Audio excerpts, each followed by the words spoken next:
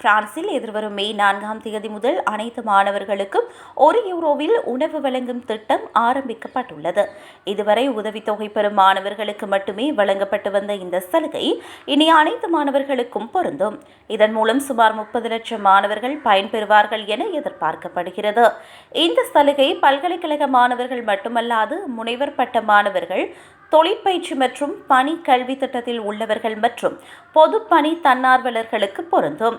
இதற்கு மாணவர்கள் தங்கள் இஸ்லி கணக்கை உணவகங்களில் காட்டி தகுதியை உறுதிப்படுத்த வேண்டும் என்று அறிவுறுத்தப்பட்டுள்ளது.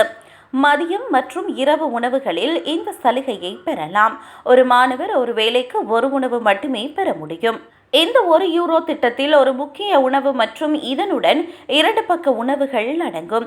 கூடுதல் பக்க உணவுகள் தேவைப்பட்டால் அதற்கு அதிக கட்டணம் வசூலிக்கப்படும். இந்த உணவின் உண்மையான சந்தை மதிப்பு €7 முதல் €8 ஆகும்.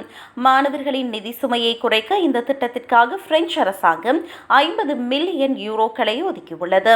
இது உணவகங்களின் செயற்பாட்டை மேம்படுத்தவும் அதிகரிக்கும் தேவையை சமாளிக்கவும் உதவும்.